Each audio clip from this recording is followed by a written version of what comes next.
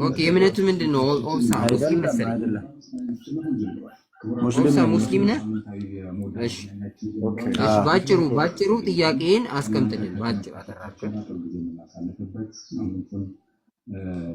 እኮ ባጭሩ አሁን እምልክ ኢየሱስ ክርስቶስ ሰውን ለማዳን ወደ ምድር መጥቷል። ዋጋ ከፍሎ በደሙ ሰው በወንጀል ስር ተዘፈቀ፣ ሰው ለማዳን መጥቷል እንበል። የመጣበት ዓላማው ደግሞ ተሰቅሎ መከራም መቀበል አለበት፣ መሰቀልም አለበት። ተሰቀለም፣ ተገደለም፣ ተገረፈም፣ ሞትም ድል አድርግቶ ተነሳ ይላል እንደ መጽሐፍ ቅዱስ ማለት ነው። ነገር ግን እነኚህ ሰዎች እሱን የገደሉትና የሰቀሉት መከራን ያሳዩ ሰዎች ጥፋት አለባቸው ወይስ ጥፋት የለባቸው የሚል ነው ጥያቄ። ኦኬ አዎ ይህንን ያደረጉ ሰዎች ባይወለድ አሁን ይሁዳ ምንድን ያለው ጌታ እኔን አሳልፎ የሰጠኝ ባልተወለደ ይሻለው ነበር ብሏል። ስለዚህ ጥፋት አለበት። ለምሳሌ አሁን ይሁዳ ጌታን የሸጠው ይሁዳ መጀመሪያ አባቱ የተረገመ ነበር። የተረገመ አባት ነው። እርግማን ደግሞ ወደ ልጅ ይደርሳል። እግዚአብሔር እስከ 4 ትውልድ ድረስ ማዕቴን አመጣለሁ። ስለዚህ ምን ተብሏል? ያ ይሁዳ አባቱ በአንድ ነብይ ተረግሟል።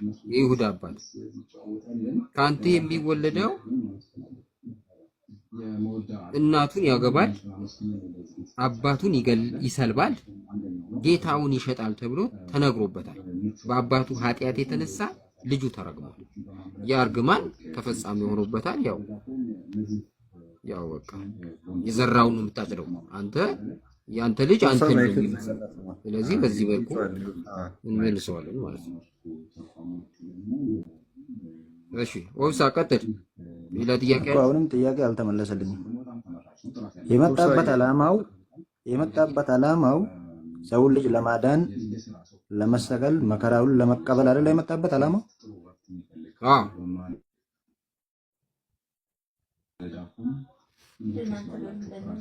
አይደለም? ነው የመጣበት ዓላማው ይሄ ስለሆነ መሰቀልም መገረፍም ስቃዩን መቀበል ካለበት እነኚህ ሰዎች የሰቀሉት የገደሉት ሰዎች ወንጀላቸው ምን ጋር ነው? ኦኬ አሁን ምንድነው መሰለክ ካልተሰቀለ ካልሞተ ዓለም አይድንም። ኦሬዲ ለዚህ ዓላማ ስለመጣ ስለዚህ እነዚህ ሰዎች መጠየቅ የለባቸውም ምን ነው እያልክ ያለው? አሁን እንደዛ የምትል ከሆነ ወዴት ይመጣል መሰለ መልሱ? አሁን በዚህ ዘመን ራሱ ሰውን የሚሰቅሉ የሚገሉ ያላግባብ መከራ የሚያሳዩ ሰዎች በዚህ ዘመንም አሉ። ይሄን የሚያረጉት አይምሮ እያላቸው አይምሮአቸውን መጠቀም ስላልፈለጉ ነው። ገባ? ስለዚህ በዛ ዘመንም የተሰጣቸውን አይምሮ መጠቀም የማይችሉ ሰዎች ነው የሰቀሉት። ገባ? ስለዚህ እነዛ ሰዎች በአይምሮአቸው የተጠቀሙት አልሰቀሉትም፣ ጌትነቱን አምነው ተቀብለዋል። አይምሮአቸው ግን ያልሰራ በአይምሮአቸው መጠቀም ያልቻሉ ሰቅለውታል። ስለዚህ ይጠየቃሉ። በዚህ ዘመንም የተሰጠውን አይምሮ ተጠቅሞ ጽድቅ የሚሰራ ገነት ይገባል፣ ኃጢአት የሚሰራ ሰዎችን በሚያሰቃይ መከራ የሚያሳይ ገሃነም ይገባል። በኢየሱስ ጊዜም የነበረው ሰው አሁንም ያለው ሰው ሁሉም እንደ ስራው ነው የሚከፈለው። የተሰጠንም አይምሮ እኩል ነው። ያንን አይምሮ ካልተጠቀምክ ያው የሥራን ዋጋ ይሰጣል ጌታ ማለት ነው። ለሁሉም እንደ ስራው እሰጥ ዘንድ ዋጋዬ ከኔ ጋር ነው ብሏልና ማለት ነው። ሰምተኛል? እየሰማሁ ነው፣ ግን ይሄ አሁን ጥያቄ አልተመለሰልኝም። ምክንያቱም ይሄ የመጣበት ዓላማ ዋናው ነገር ሰዎቹ የሰቀሉት የገደሉት ሰዎቹ ጋር ሳይሆን ችግሩ ያለው አንድ ሰው እኔ ለምሳሌ አንተ ጋር መጣሁኝ እንድትገለኝ እንድትገርፈኝማ እንድትሰቅለኝ በራሴ ፈቅጄልህ መጥቼ በራሴ ፍቃድ ሰጥቼ ሁሉም ነገር በራሴ ፍቃድ ሰጥቼ ከዛ ተመልሼ ለምን እንደዚህ አረከኝ ብልክ ፍትሃዊ ነኝ ወይ? ይሄ ፍትሃዊነት ወይ ነው? እንኳን ከሰው ልጅ ማለት ነው ፍጡር እንኳን ፈጣሪ ሆኖ ያንን ነገር ለማድረግ እዛ ጋር ዳኝነት ትክክል ነው ወይ ተገቢ ነው ወይ? ተረገመም አልተረገመም የነዛ ያደረጉት ሰዎች የተረገሙም ይሁኑ ያልተረገሙም ይሁኑ እሱ ሌላ ጉዳይ ነው። ግን እሱስ መሰቀልና መከራን ለመቀበል የመጣበት ዓላማ ዋና ነገር ስለሆነ ያ ነገር እነሱ ባያደርጉት ኖሮ ምን ይሁን ነበር? እሱ ራሱን በራሱ ነው የሚገለው ወይስ ራሱን በራሱ ነው ስቃይና መከራ ራሱ ላይ የሚጭነው ወይስ በማን መሆን ነበረበት? እነሱ ጥፋት አለባቸው የምንለው እሱ ያልመጣበት ዓላማ ላይ ቢመጡበት ነበር። ግን እሱ የመጣበት ዓላማው ራሱ ይሄ ኬስ ስለሆነ ምኑ ጋር ነው ጥፋታቸው ነው? ጥያቄም በትክክል መልስልኝ። ይሄ አልመለስክልኝ። ይኸውልህ አሁን እሱ መከራ እንደሚቀበል የታወቀ ቢሆንም ይሄ መከራ ግን ሊመጣ የሚችለው ጭንቅላታቸውን በማይጠቀሙ ሰዎች ነው። በጎና ክፉና ደግ መለየት ያልቻሉ ሰዎች መቼም መኖራቸው አይቀርም። ገባት? ስለዚህ እነዛ ሰዎች ይኖራሉ። እነዛን ሰዎች ሰይጣን ይገባባቸዋል። ከዛ የእሱን ዓላማ ይፈጽምባቸዋል ማለት ነው። ስለዚህ እግዚአብሔር አስገድዷቸው ብለህ የምትለው ነገር አለ። ይሁዳም ቢሆን በአባቱ ኃጢአት ይሁዳ ያ ተፈጽሞበታል። ሲቀጥል ይሁዳ ራሱን ሌባ ነበረ። ለገንዘብ ብሎ ነው የሸጠው ኢየሱስን። ገንዘብ ወዳጅ ነው። ገባ? መጀመሪያ ኃጢአተኛ የሆነ ሰው ነው። ስለዚህ አስገድዶ እግዚአብሔር ያደረገው ነገር አይደለም። ሰይጣን የሱ ሰዎች አያጣም። ያንን ነገር የሚያደርግበት አያጣም። ለምሳሌ ሰይጣን የብርሃን መልአክ እስኪመስል ራሱን ይቀይራል። ስለዚህ አንደኛ ሰው አያጣም። ሰይጣን ራሱ እኮ ጌታን ፈትኖታል። ምን መስሎ መጥቶ ነው የፈተነው? ሰይጣን ራሱ እኮ ፈተነው፣ በዲያብሎስ ተፈተነ ተብሎ። ስለዚህ ያንን ነገር የዚህ ዓለም አምላክ የሚባለው ሰይጣን ስላለ የዚህን ዓለም አምላክ የሚያመልኩትን ሰይጣን ይጠቀማል። ያንን ተጠቅሞ ያንን ያደርጋል። ይሄ ግልጽ ለምሳሌ እግዚአብሔር በግዴ እናርጓል። ዋናው ነገር ምንድነው መሰለህ? መጠየቅ የለባቸው የምትለው ነገር አለ። ያው ወንድም ምን አለ መሰለህ? አንደኛ ነገር ወደ ዓላማው እንመለስና ኢየሱስ ክርስቶስ የመጣበት ወደ ምድር የመጣበት ምክንያት ዋናው ዓላማ ምን ነበር? ሰዎችን ለማዳን። በምን በኩል ማዳን ነው የመጣው? ለማዳን ሲባል ግን ይኸውልህ አሁን ቆይ እዚህ ጋር ልንገርህ። ለማዳን የሚለውን ነገር ከምንድን ነው ያዳነን የሚለውን ወቅ። አንዳንድ ፕሮቴስታንት ያልሆነ ነገር ይሰጡሃል። ኢየሱስ የመጣው ከምን ሊያድን ነው?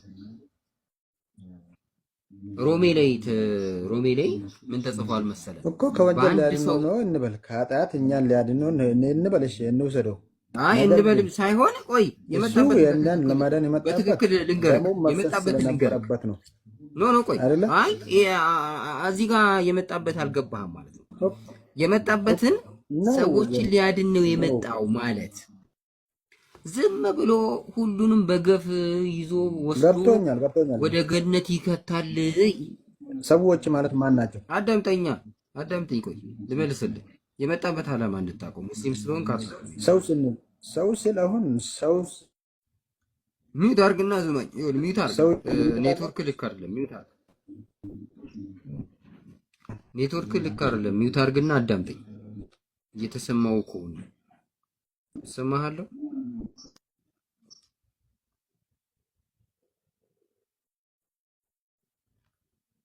እየተሰማው ከሆነ አንዴ ሚውት አድርግ። የመጣበት ዓላማ እየተሰማኝ ነው። እሺ ሚውት አድርግና ይኸውልህ ምን መሰለህ፣ ኢየሱስ ክርስቶስ የመጣበት ዓላማ ኢየሱስ እስከሚመጣ ድረስ የሞቱ ሰዎች አሉ። እነዛ ሁሉ የሚሞቱት ጻድቁም ጭምር ነው የሞተው። ሲሞት ደግሞ ወደ ሲኦል ነው የገባው ጻድቁም ጭምር። ስለዚህ ኢየሱስ ድረስ እስከመምጣ ድረስ ያሉት የሞቱት በሙሉ ከሲኦል ሊያወጣ ነው የመጣው። አንድ የመጣው በሞቱ ከሲኦል የተጋዙትን በሙሉ ሊያስወጣ መጥቷል። አንድ ሁለት ለምን መጣ? ኢየሱስ ክርስቶስ ከሄደ በኋላ ያሉት የሰዎች ደግሞ ጻድቃኑም ኃጣኑም ሲኦል የገቡ የነበረውን ፍርድ ሊያስተካክል ነው የመጣው። አሁን እኔ መጥቼ ሲኦል የገቡትን አውጥቻለሁ። ከአሁን በኋላ ግን ኃጢአተኛ ከሆንክ ገነት ትገባለህ፣ ጻድቅ ከሆንክ ሲኦል ትገባለህ ብሎ ይህን ፍርድ ሊያስተካክል መጣ እንጂ ዝም ብሎ ሁሉንም አግበስብሶ ገነት ሊከት አልመጣም። አሁን ተግበስብሶ ወደ ገነት የገቡት ከኢየሱስ በፊት የሞቱ ነፍሳት ናቸው። በሲኦል ላሉት ነፍሳት ሰበከላቸው ተብሎ ተጽፏል። ስለዚህ ይሄንን ካወቅ ኢየሱስ በሚመጣበት ሰዓት በኢየሱስ ባለበት ሰዓት ላይ ክፉዎች ሰዎች አሉ፣ የዲያብሎስ ተላላኪዎች አሉ፣ ክፋትን የሚወዱ አሉ፣ ካህን ሆኖ ክፋትን የሚሰራ አለ፣ በዚህ ዘመንም አለ። ስለዚህ እነዚህን ሰዎች ቀጥታ ሰይጣን ይጠቀምባቸዋል። ስለሚጠቀምባቸው የእግዚአብሔር ዓላማ እንዳይፈጸም ይጥራል። ገባ? እግዚአብሔር ደግሞ የሰይጣንንም ዕውቀት ስለሚያውቀው ለኛ ደግሞ ለበጎ ያደርግልናል ማለት ነው። ስለዚህ ሰይጣን አሁን ያደረባቸው ሰዎች ኢየሱስን ሊያጠፉ ነው የሰቀሉትና የገደሉት። እግዚአብሔር ግን ለኛ ምን አደረገው? ለመዳን አደረገው ማለት ነው። ገባ? የዚህ ዓለም ጥበብ በእግዚአብሔር ዘንድ ሞኝነት ነው። ጥፋታቸው ምኑ ጋ ነው? ምን አጠፉ ነው? ምን አጠፉ? አሁን ጥፋታቸው ምኑ ጋ ነው? ራሱ ፈርዶ ራሱ ፈልጎ ያደረገውን ነገር ላይ ምን አጠፉ? እነሱ ባያረጉስ? እሺ በምን በኩል ሰውን ያድነው ነበር? እሱ ባያረጉስ? ሰይጣን እኮ ነው የሚያስደርጋቸው። የክፉ ሰዎችን ሰይጣን ይገባባቸው። በሰይጣንም ይሁን ይኸውልህ ወንድሜ፣ አንዴ ምን መሰለህ፣ በሰይጣንም ይሁን ፈልጎም ይሁን ያለ ፍላጎታቸውም ይሁን የተደረገው ነገር ኢየሱስ ክርስቶስ የመጣበት ዓላማ ዋናው ነገር ስለሆነ ነው የሆነው ነገሩ። ነገር ግን እነኚህ ሰዎች ባያደርጉ ኖሮ ይሄ ነገር በምን በኩል ይድን ነበር የሰው ልጅ? እነሱ ባያደርጉ ኖሮማ እንዳትል፣ አንደኛ እግዚአብሔር የወደፊቱንም የሚያውቅ አምላክ ነው። እግዚአብሔርን አንተ መወሰን አትችልም። ሁለተኛ አስገድዶ አድርጓል እንዳትል ደግሞ አይምሮ የሰጠ አምላክ ነው። ስለዚህ በሁለቱም አቅጣጫ ብትሄድ እግዚአብሔር ሁሉን ቻይ ስለሆነ ሸክላ ሰሪውን ለምን እንዲያረክ ማለት አይችልም ተብሎ ይመለስላል ማለት ነው እኮ። አሁን ጥፋታቸው ምን ጋ ነው ነው? እነሱም በመስቀል እነሱም መከራ በማስቀበል አይደለ? እኛ የሰው ልጅ እኮ ሄዳ ነው። እናንተ አሁን ክርስቲያኖች ሄዳ ናችሁ በዛ ኬዝ አይደለ? እነሱ ባያደርጉስ ኖሮ ምን ትሆኑ ነበረ? ባያደርጉስ ኖሮ እንዳትል፣ ይኸውልህ ባያደርጉስ እንደሚያደርጉም ያውቃል። የሚያደርጉት ግን የዲያብሎስ ልጆች ናቸው የሚያደርጉት። እሺ ጥፋታቸው ምንድነው? ካደርጉ ደግሞ ጥፋታቸውማ ራሱ ወስነው ከመጣ አይምሯቸው ተጠቅመው ደገኛውን ሰው መስቀላቸው ጥፋት ነው። ገባክ? እንዴት ጥፋተኛ ነው? ዓላማው ተሳካ፣ አሳኩለት እኮ ዓላማውን የመጣበት ዓላማውን አሳኩለት እንጂ ምንም ጥፋት የለባቸውም እኮ። ጥፋት እንዴት ነው የሌለባቸው እንዴ? አሁን ለምሳሌ ቆይ ስማኝ፣ አሁን አንተ ራሱ ክርስቲያን ብትሆን አንዳንድ የሃይማኖት ድርጅቶች ክርስቲያን መግደል ጽድቅ ነው ብለው የሚያምኑ ሊኖሩ ይችላሉ። አሁን ለነሱ ማጥፋት ነው፣ ጽድቅ ነው ለነሱ ማጥፋት ራሱ መግደል። ለአንተ ደግሞ ሰማዕትነት ነው ክርስቲያን ከሆንክ። ገባት? ስለዚህ በዛ ዘመን ያሉ ሰዎች ያንን የሚያደርጉት ለራሳቸው ጥቅማቸው ነው አስወግደዋታል፣ ተገላግለዋል። እነሱ ምርጥ ነው የሰሩት። ለእግዚአብሔር ደግሞ ሰውን እያዳነ ነው። አየህ፣ የዓለም ጥበብን ሞኝ ያደርገዋል እግዚአብሔር ማለት ነው። በእነሱ ቤት አስወገዱ፣ እሱ ግን ዓለምን ነው ያዳነ። የእግዚአብሔር ጥበብ ከእነሱ ጥበብ በለጠ ማለት ነው። ያው ለአንድ ነገር ልንገርህ። አሁን ለምሳሌ አንድ እብድ ጤነኛ አእምሮ ትክክል የማይሆን ሰው ያልሆነ ሰው ልጅህን መጥቶ ገደለ ልበል። ያ ሰው ደግሞ ከአእምሮ አልባ እንደሆነ ታውቃለህ፣ እብድ መሆኑን ታውቀዋለህ። እሺ ያንን ሰው አንተ አሁን ትቀጠዋለህ ወይስ ትተዋለህ? ወይስ ከአቅሉ ጋር አይደለም ብለህ ትተዋለህ? ወይስ ያንን ሰው ትቀጠዋለህ? አንተ አእምሮ በትክክል የማይሰራውን ሰው ማለት ነው። ልጅህን ብገልብህ ልጄ ተገደለ ብለህ ለበቀል የምትሄድ ፍትሃዊ ከሆንክ ፍትሃዊ ዳኛ እንኳን ፈጣሪ ተውና ፍትሃዊ ዳኛ ራሱ ፍትሃዊ ሰው ከሆንክ ከአቅሉ ጋር ከአእምሮ ጋር አይደለም ብለህ ትተዋለህ ወይስ ትበቀላለህ? ለልጅ አእምሮ የሌለውንማ አትበቀል። ምን አድርገህ ትበቀላለህ? አዎ በጣም ጥሩ። አሁን መጣልኝ። እንግዲህ ኢየሱስ ክርስቶስ እነኚህ ሰዎች እኔን መስቀል አለባቸው ብሎ እንዲሰቅሉት ካወቀ አእምሮአቸው በትክክል የማያስቡን ተጠቀመ እያልከኝ ነው። ያንን ከተጠቀመ ከአእምሮ ውጭ ያደረገ ኢየሱስ ፈጣሪ ነው ብለህ እያመንክ ነው። እዚህ ጋር ፈጣሪ ከሆነ ጭንቅላት የሌለውን ሰው ተጠቅሞ ሞቶ ከዛ በኋላ ያንን ሰው ጠይቃለሁ ብል ምን አይነት ፈጣሪ ቢሆን ነው? ይኸውልህ እንኳን በዛ ዘመን አሁን አንተ ራሱ ማለት ነው አብዱ፣ አንተ ለምሳሌ ደፋር ከሆንክ ክርስቲያን የሆነ ደፋር የሆነ ቦታ ሄዶ በቃ ከኢየሱስ በቀር አምላክ የለም፣ የእናንተ የምታመልኩት አምላካችሁ ሰይጣን ነው፣ የእናንተ ከኢየሱስ በቀር አምላክ የለም ብትል በዚህ ዘመን ራሱ የሚገሉ ሰዎች አሉ። ገባክ? አንተ ያንን ለማድረግ ወስነህና እንጂ ሰይጣን ሰዎች አሉ። ገባክ? ስለዚህ ኢየሱስን የገደሉት የሰይጣንን ዓላማ ለመፈጸም ሬዲ የሆኑ ሰዎች ናቸው እንጂ አስገድዷቸው አይደለም። ይሄን ወቅ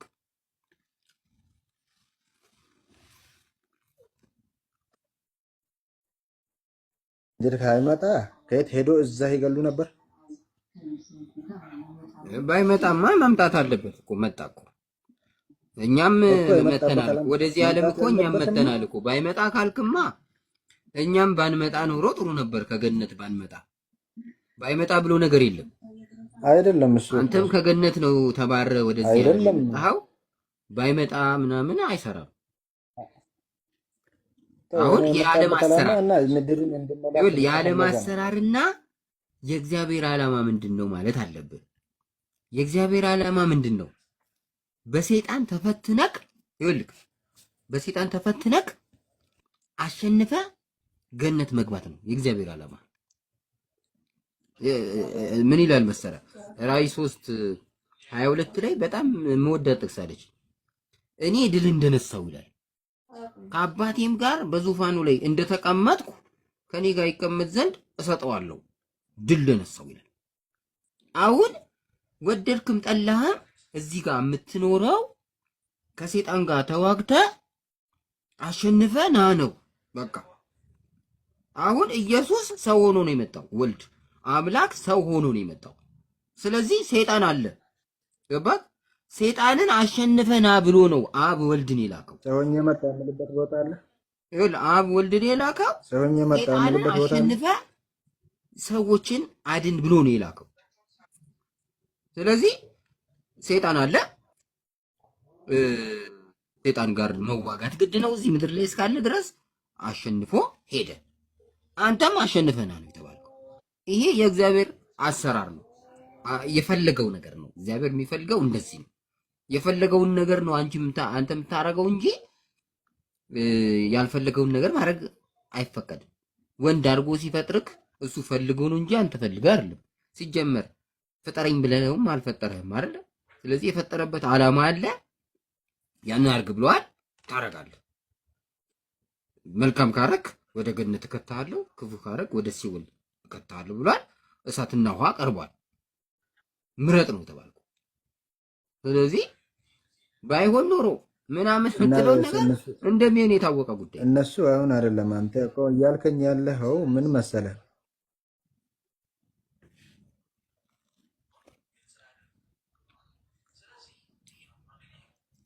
እኮ አሁን በዛ በኩል እየታመነ ነው ታውቃለህ። አሁን መልስ አልመለስክልኝም እኮ አንተ።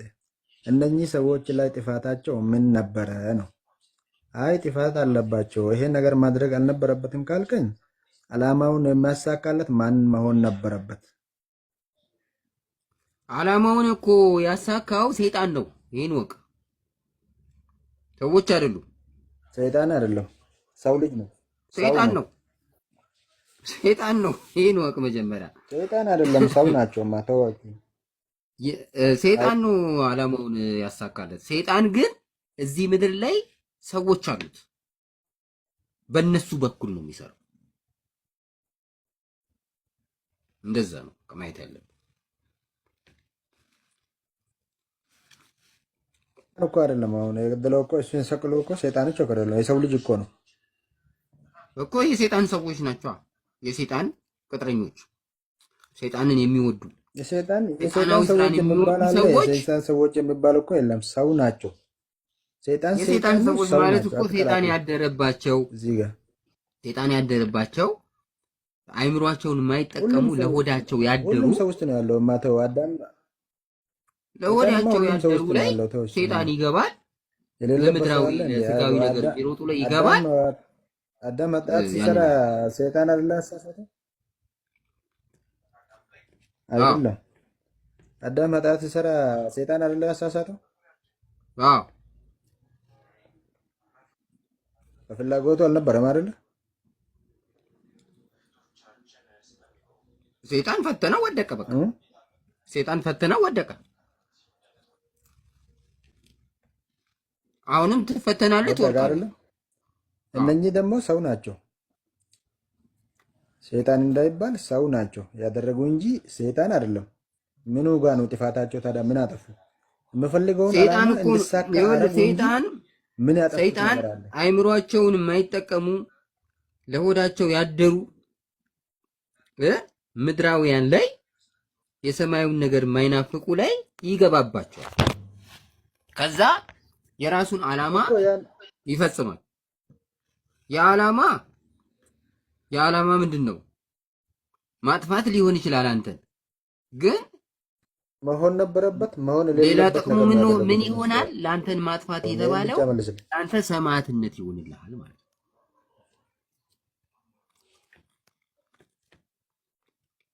ኦኬ መሆን ነበረበት መሆን የለበትም ነው። እነሱ ያደረጉት ነገር ትክክል ነው አይደለም ነው? ትክክል አይደለም ያደረጉት። እንዴት ትክክል አይደለም? ዓላማውን ታሳኩለት አላሳኩለትም? ዓላማውን እኮ አሳኩለት። ዓላማውማ ተሳክቷል። ግን እሱ አስገድዶ አላረጋቸውም ነው። ምንም መልስ አላገኘሁበትም እኮ መልስ አልሰጠኸኝም እኮ። መልስማ ሰጠው አልጣመህም እንጂ መልስማ እየሰጠው ነው። ያው አልተዋጠልህም እንጂ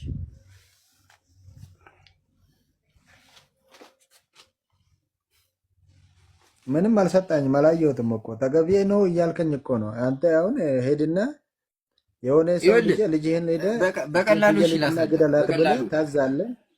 በቀላሉ ሌላ አንድ አዳምጠኛ በሚገባ ሌላ ላስረዳክ። አንዴ አዳምጠኛ አንዴ ሰምቻለሁ። አሁን ለምሳሌ አንተ ልጅህን እቺን ፍየል ግደላት ብለህ ትልካለህ ልጅህን። ከዛ ተመለሰ ለምን ገደልከው ብለህ ትቀጣለህ። አንተ አሁን ትክክል እያረክ ነው? ትክክለኛ ነህ አይደለም? ይኸውልህ ስማኝ፣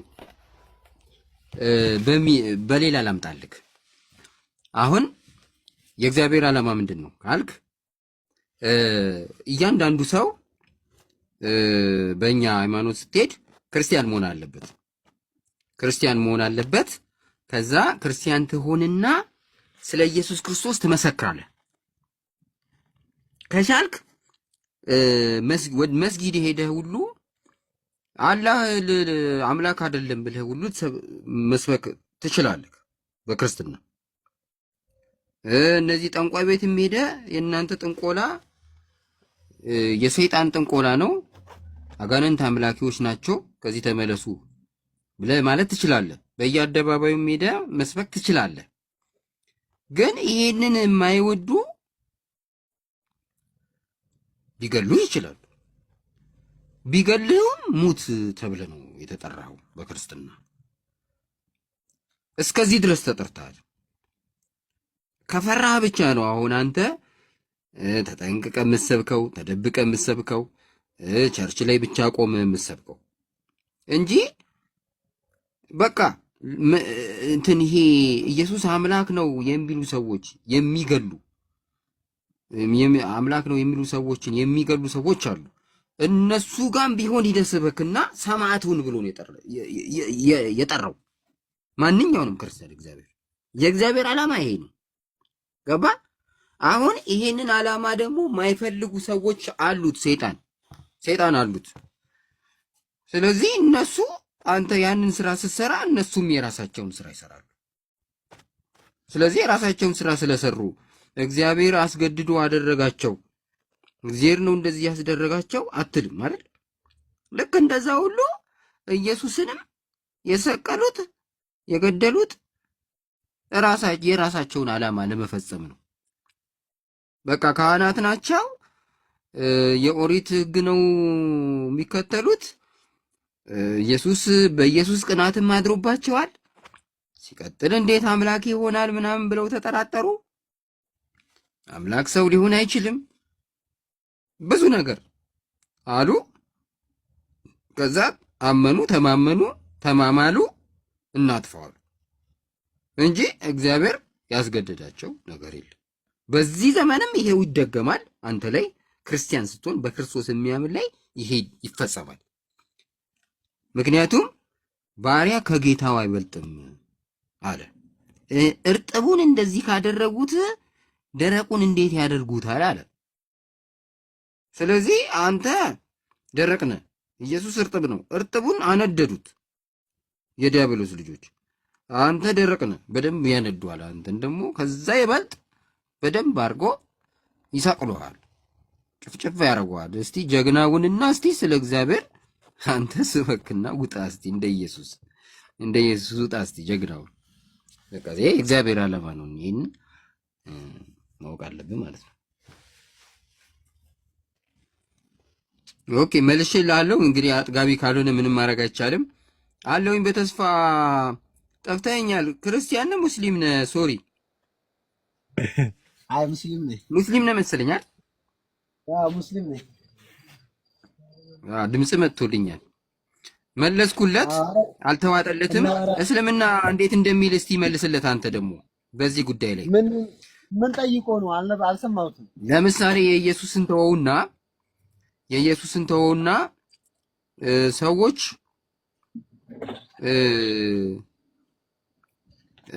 አስቀድሞ የተወሰነባቸው ሰዎች ሊኖሩ ይችላሉ። መቼም እግዚአብሔር የራሱ ዓላማ የሚፈጽምባቸው ሰዎች አሉ። እንደገና ደግሞ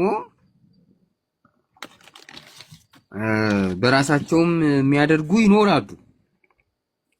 ስለዚህ ጥያቄው ምንድነው? እሱ ለምሳሌ አሁን ወደፊት 666 ለምሳሌ በእናንተም አለ አይደል? ሐሳዊውን ኢየሱስ የሚያመልኩ ይመጣሉ አይደል?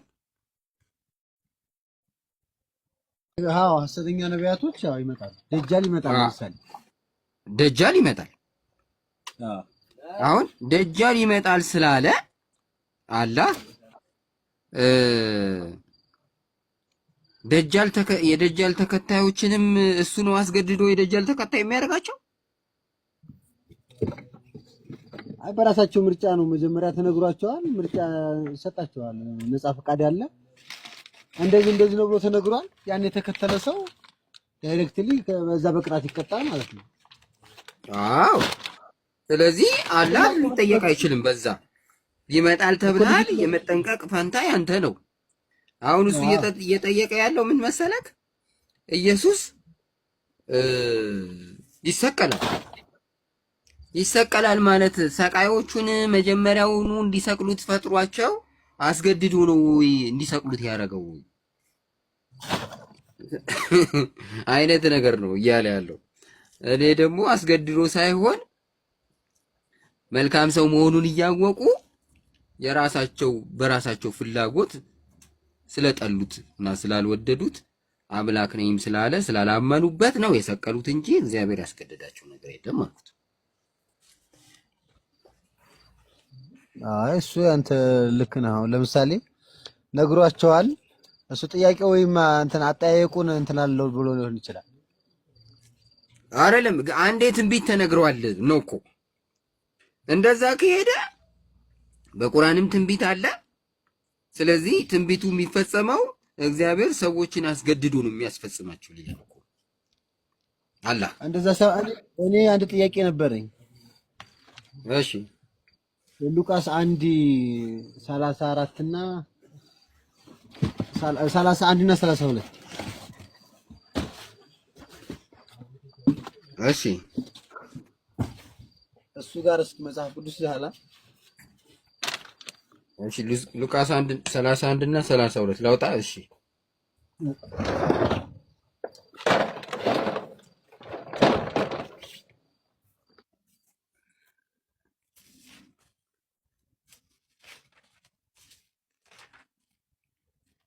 እሺ ሉቃስ 1:31 32 ይኸው አወጣው። እሺ ጠይቅ አንብበውና እሱ ጋር እነሆ ትጸንሻለሽ፣ ወንድ ልጅም ትወልጃለሽ፣ ስሙንም ኢየሱስ ትይዋለሽ። እርሱም ታላቅ ነው፣ የልዑል ልጅም ይባላል። ጌታ አምላክም የዳዊት አባት ዙፋን ይሰጠዋል ይላል። አዎ እዚህ ጋር ማርያም የወለደችው ወንድ ልጅ ነው አይደል? አዎ እዚህ ጋር ጌታ አምላክም የአባቱን የዳዊትን ዙፋን ይሰጠዋል የሚለው ይሄ ጌታ አምላክ ብሎ የተጠራው ማን ነው? እዚህ ጋር አብ መንፈስ ቅዱስ የለም እዚህ ጋር። ይኸውልህ ይሄ ነገር በምን ይፈታል መሰለክ? በሁለት መንገድ ይፈታል። አንደኛ አብ ነው ብለህ መፍታት ትችላለህ። ብዙ ጊዜ ባይብሉ አብን እንደዚህ ስለሚጠራው። ሲቀጥል ደግሞ ጌታ አምላክም የአባቱን የዳዊት ዙፋን ይሰጠዋል የሚለው የአባቱ የተባለው ዳዊት ነው አይደል? አዎ ዳዊት ነው። ስለዚህ አምላክ ደግሞ አብ፣ ወልድ፣ መንፈስ ቅዱስ ነው። ስለዚህ አብ፣ ወልድ፣ መንፈስ ቅዱስ ለወልድ ለለበሰው ስጋ ወልድ ራሱ ለተዋሃደው ስጋ የያዕቆብ ቤት ላይ ለዘላለም እንዲነግስ ያደርገዋል። ወልድ ራሱ አምላክ ስለሆነ የለበሰውን ስጋ ለዘላለም ንጉስ ያደርገዋል። አብም ያደርገዋል፣ መንፈስ ቅዱስም ያደርገዋል ብለህ ይፈታል። ምክንያቱም ሶስቱም አንድ አምላክ ስለሆኑ። እንደገና ደግሞ አብን ብቻ ብትልም ችግር የለውም፣ በሁለቱ መፍታት ትችላለህ። እንደ ቃላት አገባቡ ነው መጽሐፍ ቅዱስ የሚፈታ። አሁን እኔ አንተን የጠየቅኩህ ለምን መሰለህ? እንደዛ ጥያቄ ጠየቅኩህ ማለት አብ፣ ወልድ፣ መንፈስ ቅዱስ አምላክ አንድም ላይ ያለው ለምሳሌ አንድ አምላክ የሆኑ ሶስት አምላኮች ስላልክ አሁን እዚህ ጋር እግዚአብሔር አምላክም ይላል የአባቱን ጌታ አምላክም የሚለው ጌታ አምላክም የአባቱን የዳዊትን ዙፋን ይሰጠዋል ከተባለ ይሄ ወንድ ልጅ ለዚህ ለወንድ ልጅ ነው አይደለ? ማርያም ለወለደችው። አዎ ማን ነው የሚሰጠው? ጌታ አምላክ። ጌታ አምላክ የተባለው አብ ከሆነ አብ ራሱን የቻለ አንድ አምላክ ነው። አዋ ራሱን የቻለ ምንም ከክርስቶስም ከመንፈስ ቅዱስም ሳይፈልግ አንድ አምላክ ነው። አይ ሳይፈልግ የምትለው ነገር ሳይፈልግ ስትል ምን ማለት ነው ተብለህ ትጠይቃለህ። አሁን ኦልሬዲ አብ ውስጥ ወልድና መንፈስ ቅዱስ አሉ። ስላሉም ነው አብ ሙሉ የሆነው ሙሉ አምላክ የሆነው በውስጡ ወልድና መንፈስ ቅዱስ አሉ። ስለዚህ አብ ሁሉን ቻይ ነው። ስለዚህ አብ የዳዊትን ዙፋን ይሰጠዋል ቢልህም ትክክል ነው። አብ ወልድ መንፈስ ቅዱስም የዳዊት ዙፋን ይሰጡታል ቢልም ትክክል ነው። ለምን በትለይ ጌታ አምላክ የተባለው አብ ብቻ ነው ካልከኝ ነው እንግዲህ አብ ነው ካልክ ጌታ አምላክ የተባለው አብ ከሆነ ወልድና መንፈስ ቅዱስ የሉበትም። ለምን ለወልድ ወንድ ልጅ ስለሆነ ጌታ አምላክ የአባቱን የዳዊትን ዙፋን ስለሚሰጠው ማለት ነው። አብ ጌታ አምላክ ማለት ነው። ስለዚህ ለዚህ ለወንድ ልጅ ጌታ አምላኩ አብ ከሆነ የአባቱን የዳዊትን ዙፋን የሚሰጠው አምላክ ከሆነ ይሄ ወንድ ልጅ እንዴት ነው አምላክ የሚሆነው ነው? ኦኬ አሁን ይኸውልህ የልዑል ልጅ ይባላል ይላል እንጂ ልዑል የሚለው ከመጣ ልዑል የሚለው ለእግዚአብሔር የሚሰጥ ነው። የልዑል ልጅ ይባላል። ጌታ አምላክ የተባለው አብም ነው አልኩክ አይደለ? አብ ስልጣን አለው። በስልጣን ሶስቱም እኩል ናቸው። ወልድ ለለበሰው ስጋ ወልድ ለተዋሃደው ስጋ የተዋሃደው ስጋ ዘላለማዊ መንግስት ለዘላለም እንዲነግስ የማድረግ ስልጣን አለው። ወልድም አለው። ገባክ? አሁን እግዚአብሔር ስትል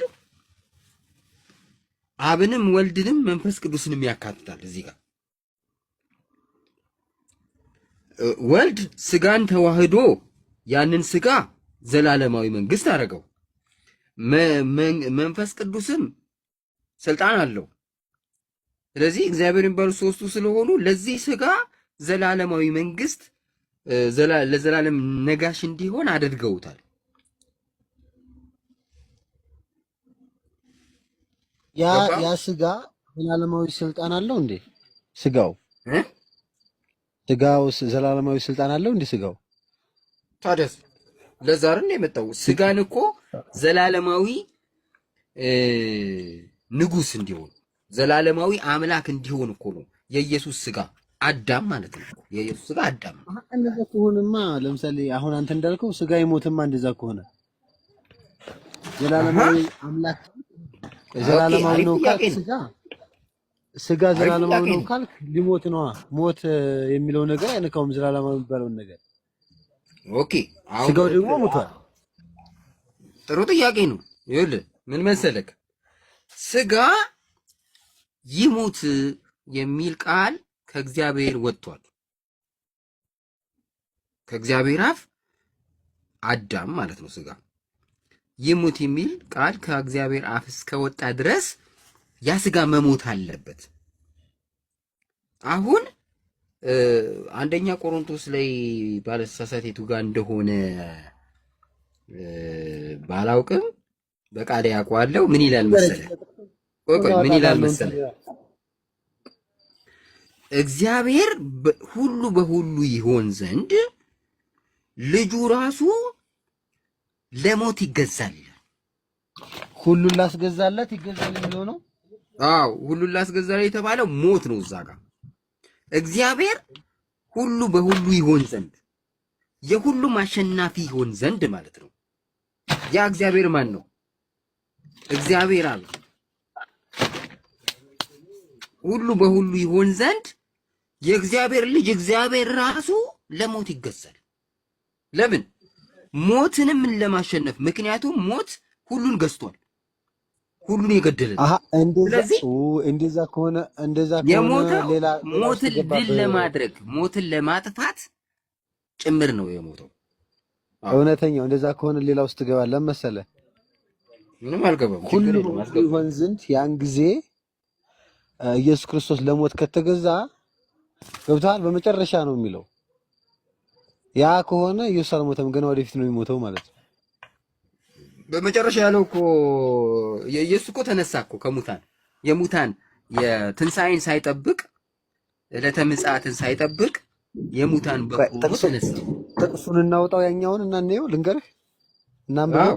እናውጣው ትችላለህ። አንደኛ ቆሮንቶስ ነው ሁለተኛ ቆሮንቶስ ላይ ነው ያለው።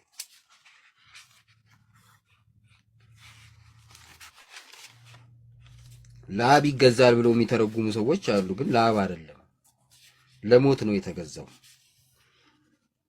ለሞት የተገዛው ደግሞ ሞትን ለማሸነፍ ነው። አንደኛ ትሞታለህ ተብሏል። ያ ሥጋ መሞት አለበት። ወልድ ግን የሞተው የሁሉም አሸናፊ እንዲሆን ሁሉን እየገዛ ያለው ሞት እንዲሸነፍ ሞትን ለማጥፋት ኢየሱስ ሞተ ማለት ነው። አንደኛ ቆሮንቶስ ምዕራፍ 15 ቁጥር 28 ላይ ነው ያለው። ከ25 ጀምረህ አንብበው። አሁን አንተ እዚህ ጋር ለአብ ነው የሚገዛው ነው የምትለው? ለሞት እንዴት ነው አንተ? ለሞት እኔ ለሞት ነው የተገዛው ኢየሱስ። አዎ እና በቃ ተግባባና ታዲያ ምን እኮ እሺ፣ እንትን በለው አንብበው። መቼ እንደሚሆን ነው። መቼ እንደሚሆን እሺ። መቼ የሚለውን ነው እንጂ ሞት መሆኑን እኔም እስማማለሁ በዚህ። እሺ ለሞት ከተስማማክ ከስር ያለውን ቁጥር 29 ላይ ስናነበው ይገባናል። እንዲህማ ካልሆነ ይላል፣ እንዲህማ ካልሆነ ስለ ሙታን የሚጠመቁ ምን ያደርጋሉ? ሙታንስ ከሞት ከቶ የማይነሱ ከሆነ ስለ እነርሱ የሚጠመቁ ስለምንድን ነው? እኛስ ዘውትር የሚያስፈራ ኑሮ የምንኖረው ስለምንድን ነው? በጌታችን በክርስቶስ ኢየሱስ ባለኝ በእናንተ ትምክህት እየማልኩ ወንድሞቼ ዕለት ዕለት እሞታለሁ። እንደ ሰው በኤፌሶን ከአውሬ ጋር ከታገልኩ ሙታንስ የማይነሱ ከሆነ ምን ይጠቅመኛል ይላል። ስለዚህ አሁን ሙታን ይነሳሉ። ለምን? ሞትን አሸነፈው እግዚአብሔር። ሁሉንም የሁሉም አሸናፊ ይሆን ዘንድ የእግዚአብሔር ልጅ እግዚአብሔር ራሱ ለሞት ተገዝቶ ሞትን አሸንፎ ከሙታን ተነሳ። ስለዚህ እኛም እንነሳለን። ለዛ ነው ይሄ ሁሉ መከራ የምቀበለው ብሎ ጳውሎስ ይነግራል ማለት ነው። ያለው ግን አውዱና አንብበዋል በደምብ እታች ላይ ነው ጀምሮ እስከ ትንሣኤ ስለ ትንሣኤ እኮ ነው የሚያወራው ከላይ ጀምሮ አይደል? እታች ላይ ነው የተቀየሰው እንጂ ሐሳቡ ከላይ ግን የሚያወራው ስለ ምጽአት ወይም ደግሞ ስለ መጨረሻው ዕለት ነው የሚናገረው። እስኪ 26 እና 27 ነው። ትንሣኤ እኮ የመጨረሻው ዕለት ነው። አሁንም ቢሆን እኮ ብራዘር ሙታን የሚነሱ ከሆነ ምንድነው የሚጠቅመኝ? እኔ መከራ ምንድነው የሚል እኮ ሙታን የሚነሱት በምጽአት ነው። የኛ እኮ ለምጽአት ነው። እሺ 26 እና 27 ቀድሞ ተነሳ ገባ። ትንሣኤን አልጠበቀም።